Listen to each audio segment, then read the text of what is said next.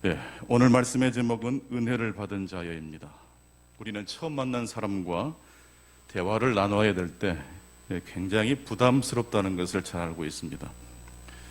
회사 면접을 보러 갔을 때 얼마나 떨리던가요? 처음 만난 사람과 먼저 이야기를 할 때 우리는 먼저 통성명부터 하지요. 그리고 이렇게 물어볼 것입니다.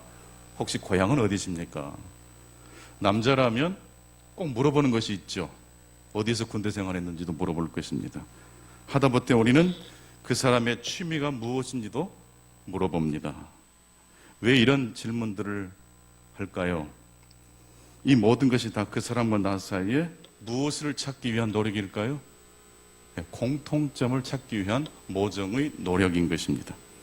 그렇게 대화를 나누다 보면 금세 그 사람과 나 사이에 공동점이 발견됩니다. 그렇게 되면 금방 친밀한 대화가 시작되겠죠. 알고 보니 같은 집안 사람이라는 것을 알게 됩니다. 따지고 보니까 학교 선배와 후배 사이가 될 수도 있습니다. 나와 취미가 비슷한, 나와 코드가 맞는 사람일 수도 있습니다. 서로의 공통점만 우리가 찾을 수 있다면 누구든지 우리는 금방 친밀해질 수 있습니다. 그런데 사람은 어떤 장소, 어떤 사람을 만나더라도 다른 점보다도 공통점을 찾아내는데 능력이 있는 존재가 인간이라고 합니다. 공통점을 찾아내는 직관력이 있어요, 사람에게는. 실험을 해보니까 평범한 보통 사람들도 한 5명 정도만 연결하면 안성기 씨 같은 유명한 영화 배우하고도 연락을 취할 수 있다고 합니다. 몇 사람만 끼면 된다고요? 5명만. 무슨 말입니까? 안성기 씨와 우리 사이에도 모종의 무엇이 있다는 것입니까? 공통점이 있다는 이야기입니다. 그런데 만약 아무리 노력을 해봐도 그 사람과 나 사이에 공통점을 찾아볼 수 없는 그런 사람을 만약 만나야 된다면 어떨까요? 굉장히 난감할 것입니다. 언젠가 이혜인 수녀님께 청송교도소에서 편지 한 통이 도착을 했습니다. 여러분 이혜인 수녀님 잘 아시죠? 수녀이시면서 시인이시지 않습니까? 대한민국 국민이라면 이혜인 수녀를 모르는 분이 없을 겁니다. 그런데 이 이혜인 수녀에게 청송교도소에서 한 통의 편지가 왔습니다. 살인죄로 복역하다가 탈옥한 사람이 쓴 편지입니다. 여러분들도 이름만 들으면 금방 아실 사람입니다. 바로 신창원이라는 사람입니다. 신창원의 편지를 받고 난 다음 이혜인 수녀님은 어떻게 그 사람에게 답장을 써야 될지 고민을 하기 시작했습니다. 그리고 이렇게 답장을 고민 끝에 써서 보냈다고 합니다. 모든 대한민국 사람이 윤동주의 서시를 사랑하지 않습니까? 죽는 날까지 하늘을 우러러 한 점 부끄러움 없기를 바라는 마음이 있어서일 겁니다. 한 점 부끄러움이 없는 게 불가능하다 할지라도 그렇게 되고 싶은 마음이 우리 저변에 있습니다. 신창원 씨가 비록 사회적으로 무리를 일으켰다 할지라도 언젠가 저 깊이 숨어있는 서시의 마음을 꺼내시길 바랍니다. 죽고 싶고 절망하고 그럴 때 그 마음을 찾는 노력을 하시면 좋겠습니다. 이 편지를 받고 신창원 씨가 아주 큰 감동을 받았답니다. 보통 자기에게 편지를 보내오는 신부나 목사님들의 편지를 받아보면 한결같이 회개해야 된다고, 회개하라는 그런 점을 다 강조하셨었는데 이혜인 수녀님은 인간적으로 자신의 마음을 건드려 주었다는 것입니다. 이후 신창원 씨는 이혜인 수녀님을 이모라고 부르면서 수백 통의 편지를 이혜인 수녀에게 보냈다고 합니다. 신창원 씨는 자신과 이혜인 수녀 사이에 모종의 공통점을 발견했습니다. 이혜인 수녀님 역시 신창원과 자기 사이에 공통점이 있다는 것을 알았습니다. 그 공통점이 이혜인 수녀님과 신창원이라는 죄수 사이를 연결해 주었습니다. 윤동주의 서시는 대한민국 국민이라면 익히 잘 알고 있는 아니 대한민국 국민이라면 너무너무 좋아하는 시일 것입니다. 윤동주의 서시는 신창원 씨도 좋아하는 시입니다. 서시에서 말하는 마음이란 하늘을 우러러 한 점 부끄러움이 없는 마음입니다.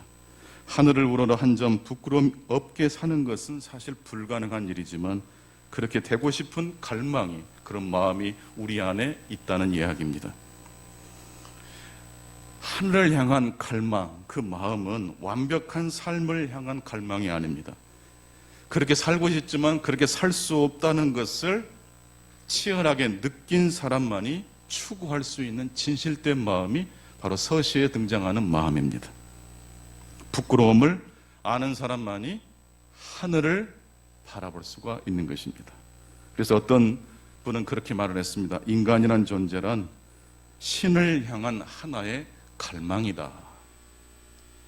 인간은 저렇게 죽을 때까지 하늘을 그리워하며 살아갈 것입니다.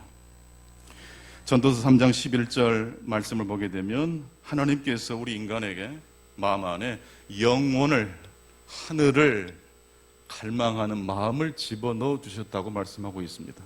왜 윤동주 시인의 서시를 우리 대한민국 국민들이 좋아합니까? 왜 신창원 씨도 그 시만큼은 좋아할까요? 인간의 마음 안에 하나님이 집어넣으신 영원을 갈망하는 마음이 있기 때문입니다. 그 영혼을 갈망하는 그 마음이 서로의 인간관계에 친밀함을 두텁게 해줍니다. 나와 전혀 다른 사람처럼 여겼던 사람들 사이 속에 다리를 이어주는 그러한 역할도 해줍니다. 창세기 1장 27절 말씀을 보게 되면 인간이 하나님의 형상대로 지음을 받았다고 말씀하고 있습니다. 누구에게나, 어떤 사람에게도 하나님의 형상이 있습니다. 어떤 사람은 아주 빛나는 모습일 수 있겠지만 어떤 사람은 일그러진 모습일지라도 그 안에는 하나님의 형상이 있습니다. 우리는 윤동주 시인의 서시를 좋아합니다. 하늘을 향한 갈망이 있습니다. 그런데 그 하늘이 바로 성경에서 말하는 무엇과 같은 것일까요? 바로 본향입니다. 고양이 같은 사람들끼리 모여서 향후회를 하지 않습니까? 우리 그리스도인들은 무엇이 같아요? 본향이 같아요. 본향이 같은 사람이 그리스도인입니다. 본향을 갈망하는 사람이 바로 우리 그리스도인들이기 때문에 우리 그리스도인들은 세상이 알지 못하는 친밀하고 끈끈한 유대관계가 있는 것입니다. 뿐만 아니라 본향을 갈망하는 우리 그리스도인들에게는 또 한 가지 공통점이 있습니다. 창세기 3장 19절 말씀입니다. 너는 흙이니 흙으로 돌아갈지니라. 예외 없이 우리는 다 흙으로 돌아가야 될 유한한 존재입니다. 육체는 땅에 묻히지만 우리의 영혼은 본향으로 돌아갈 것입니다. 우리에게는 미래가 있습니다. 어떤 미래입니까? 내가 계획하고 준비한 미래가 아닙니다. 내년도 계획을 세웠을 때 그 미래가 아닙니다. 우리에게 미래가 있다라고 할 때 그 미래는 어떤 미래입니까? 하나님이 정하신 미래입니다. 그래서 로마서 8장 28절에 보게 되면 하나님을 사랑하는 자, 그때로 부르심을 입은 자들에게는 협력하여 무엇을 이루어냅니까? 선을 이루어냅니다.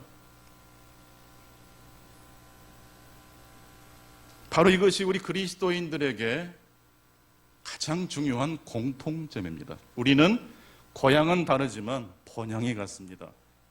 우리는 하나님이 정하신 미래를 향해서 지금도 나아가는 존재입니다. 그렇다면 하나님이 정하신 미래는 미래에 궁극적으로 완성될 미래라고만 말할 수 있을까요?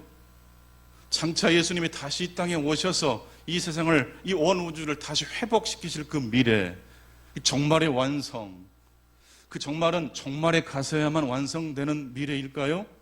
물론 종말에 가야지만이 완성되는 미래입니다. 동시에 그 미래를 갈망하는 사람의 삶에는 오늘 우리의 삶의 자리에서 그 하나님의 본향을 갈망하는 자의 삶의 현장에 그 미래가 침투하여 우리의 연약한 심령을 다시 일으켜 줄 것이고 선하고 아름다운 하나님의 일을 위하여 충성과 삶을 다하여 살아갈 것입니다.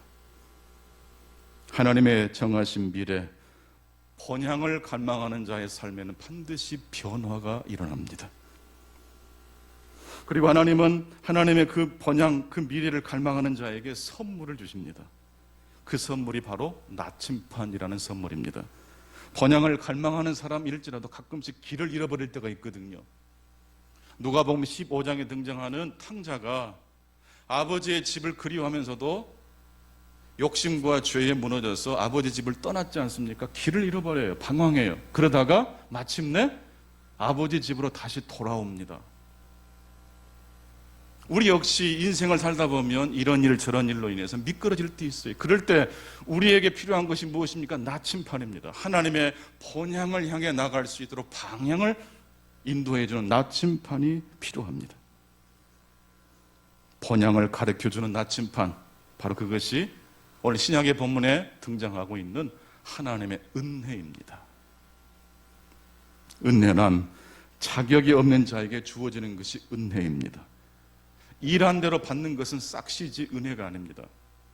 오후 5시에 온 1시간밖에 일하지 않은 품꾼에게 하루 품삯 술을 주었다고 했습니다. 그것이 바로 은혜입니다. 자격 없는 자에게 주어진 것이 하나님의 은혜입니다.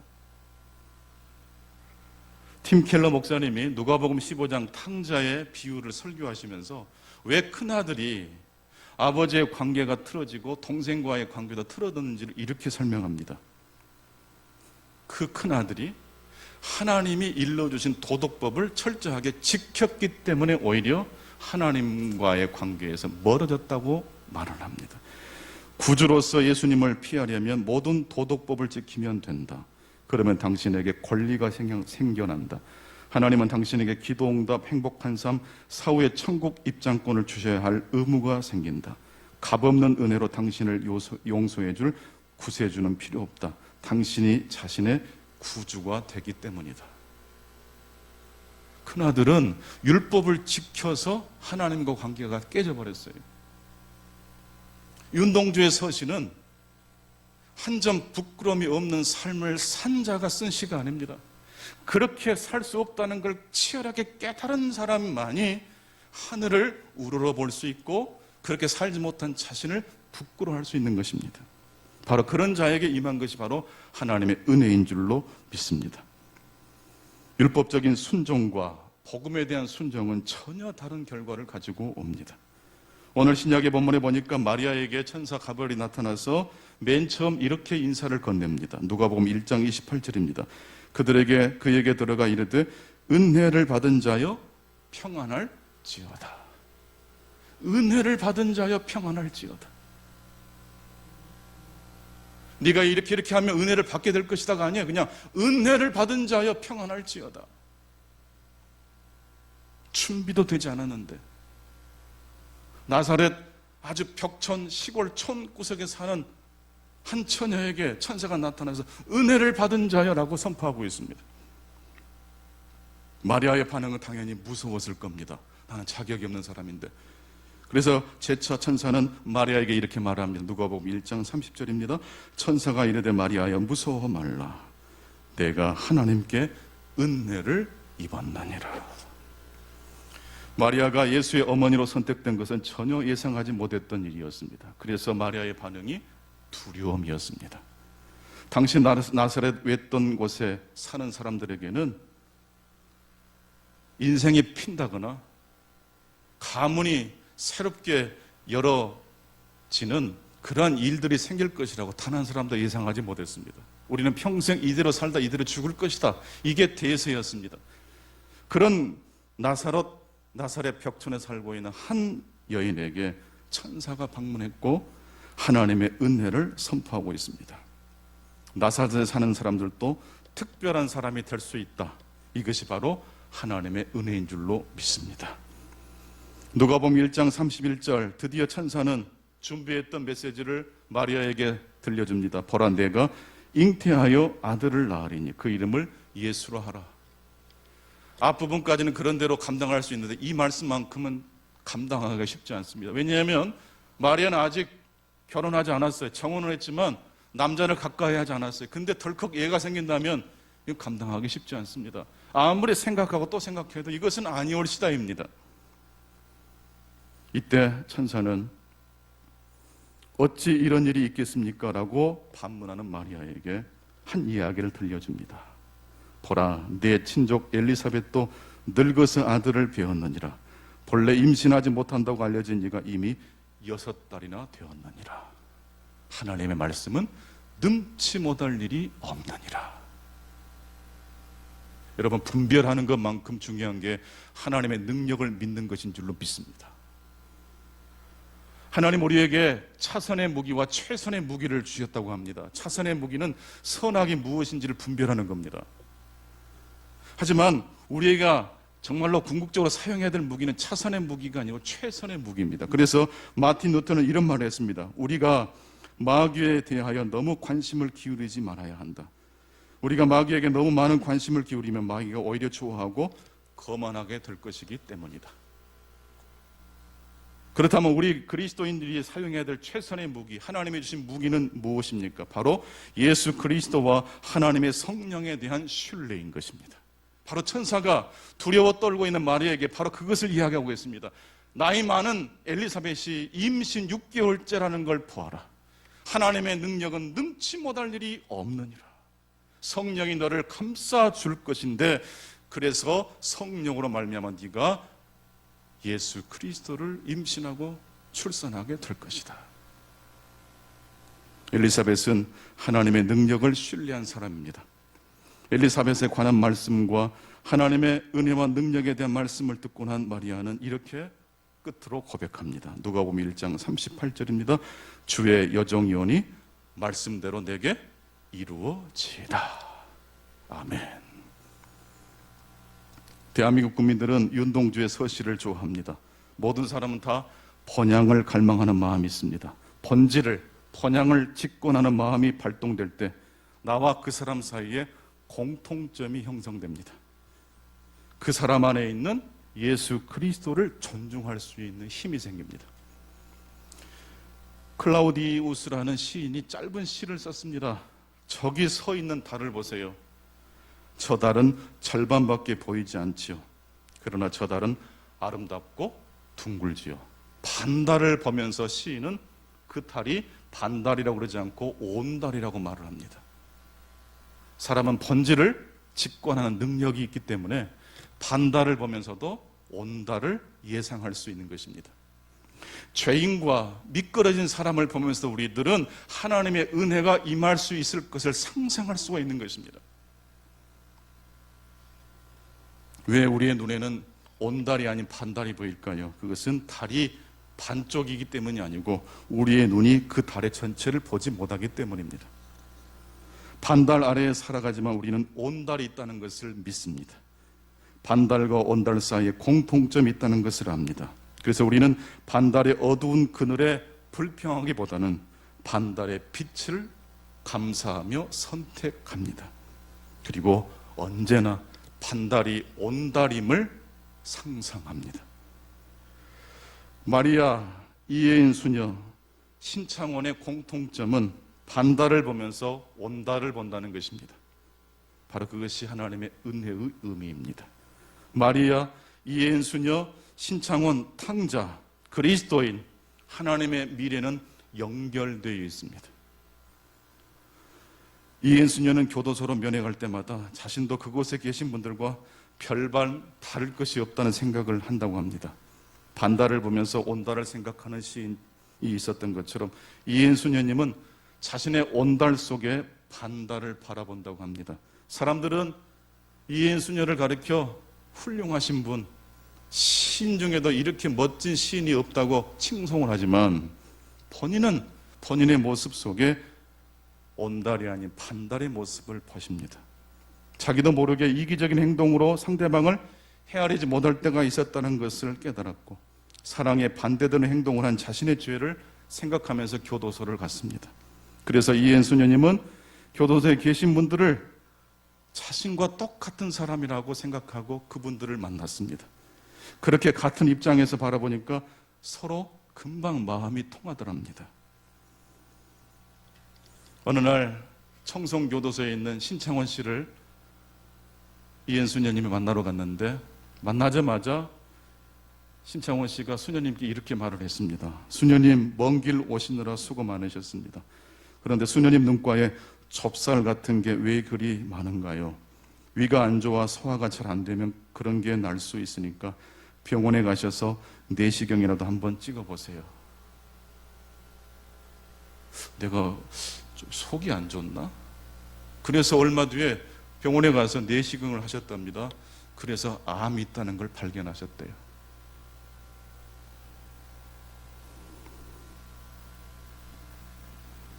우리는 어떤 존재일까요?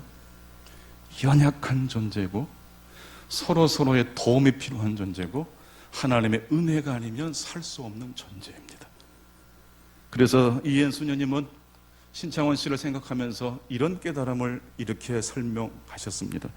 절대로 상대방 마음속에 계신 예수님을 무시하면 안 됩니다. 기도하겠습니다. 하나님 아버지, 대림절 4번째 주일입니다. 오늘은 마리아의 신앙 고백 속에 담겨있는 하나님의 은혜의 비밀을 추적해 보았습니다. 우리에게 찾아오시는 하나님의 은혜의 빛을 바라보게 해 주옵소서. 오늘은 우리 친구한교회 일꾼을 뽑는 거룩한 주일이기도 합니다. 하나님, 우리 모두는 다른 것처럼 보이지만 공통점이 있습니다. 하나님이 정하신 미래를 우리 인생의 목적으로 삼고 달려가는 존재들입니다. 고향이 같은 종교를 넘어서서 본향이 같은 사람들입니다. 하나님의 은혜라는 나침판이 없으면 얼마든지 무너질 수밖에 없는 연약한 죄인들입니다. 오늘 우리 모두가 힘을 모으고 마음을 모아 하나님의 영광을 위하여 이 모든 일들에 함께 동참하고 서로가 서로를 이해해주고 보듬어줄 수 있는 거룩한 시간 되게 해 주옵소서. 우리 연로하신 우리 장로님들, 권사님들, 성도님들 한 분 한 분을 붙들어 주시고 본향이라는 그 목적지를 늘 갈망하는 가운데 건강도 주시고 지혜도 주시고 총명도 더해 주옵소서. 예수 그리스도 이름으로 기도하옵나이다. 아멘.